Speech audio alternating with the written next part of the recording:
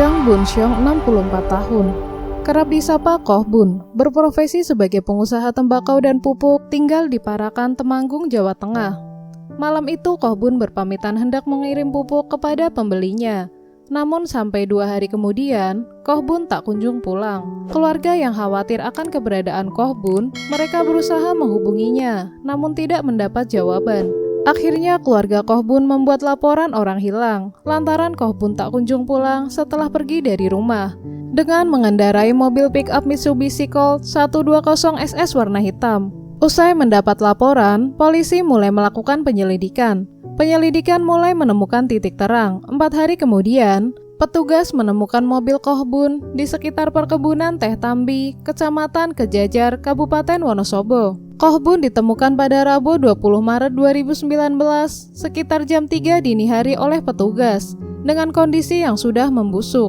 Setelah dievakuasi, Koh Bun kemudian dibawa ke RSUD Temanggung untuk diotopsi.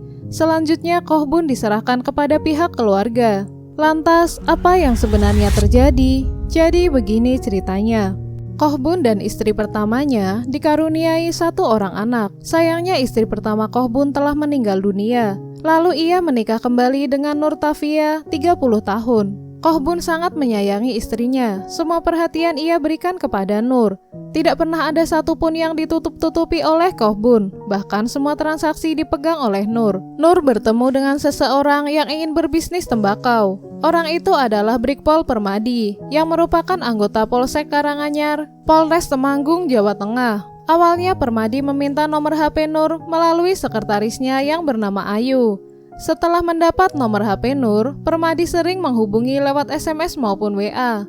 Tak hanya soal bisnis, Nur dan Permadi kemudian menjalin kasih asmara. Mereka sering bertemu di luar tanpa sepengetahuan Koh Bun. Bahkan, keduanya berniat melangsungkan pernikahan. Namun, keberadaan Koh Bun dianggap sebagai penghalang dari hubungan mereka. Permadi dan Nur sudah menjalin hubungan terlarang ini selama 2 tahun. Kedua insan yang sedang kasmaran ini berniat menyingkirkan Koh Bun. Lantas keduanya merancang skenario dengan menyewa orang bayaran yang bernama Indarto dan Rizal alias Ambon. Keduanya dibayar dengan menggunakan uang Koh Bun yang diambil oleh Nur senilai 20 juta. Awalnya, Indarto dan Rizal berpura-pura membeli pupuk cair untuk memancing Koh Bun keluar dari rumahnya. Mereka meminta pupuk tersebut diantar ke rumah Agus Setio di Jalan Bulu Parakan. Koh Bun yang sama sekali tidak curiga langsung mendatangi lokasi. Sesampainya di lokasi, Koh Bun turun dari mobil dan hendak mengambil pupuk. Namun kepalanya langsung dihantam menggunakan gagang cangkul sebanyak 2 kali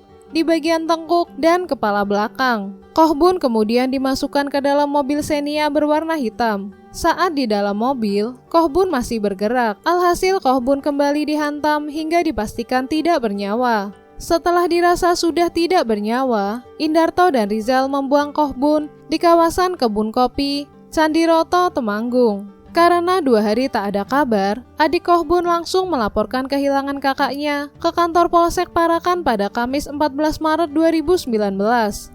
Mendapat laporan, polisi langsung melakukan pencarian. 4 hari kemudian, polisi menemukan mobil pick-up milik Koh Bun pada Senin 18 Maret 2019.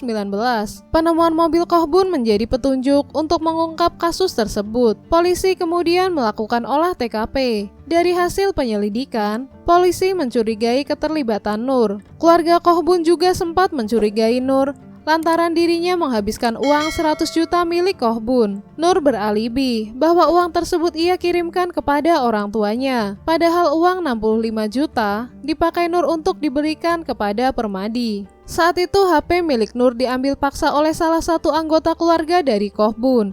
Di sana mereka menemukan foto-foto mesra Nur dan Permadi. Petugas selalu menangkap basah ibu 1 anak itu pada Selasa 19 Maret 2019. Selanjutnya, polisi meringkus Permadi, Indarto, Rizal, dan Agus di tempat terpisah.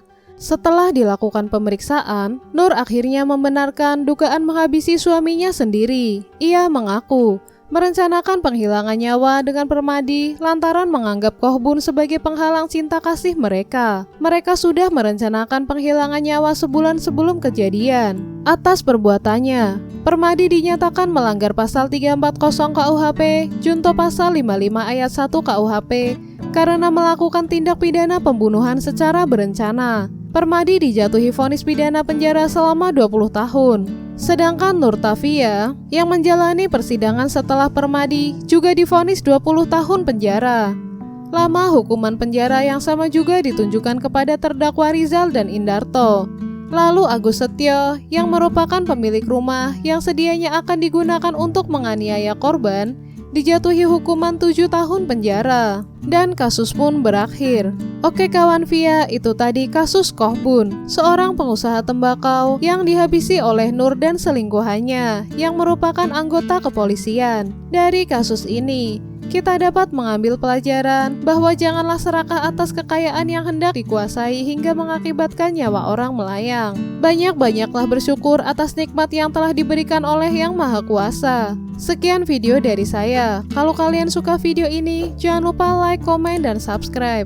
Terima kasih kawan-kawan yang sudah menonton sampai akhir video. Semoga harimu menyenangkan dan sampai jumpa di kasus berikutnya.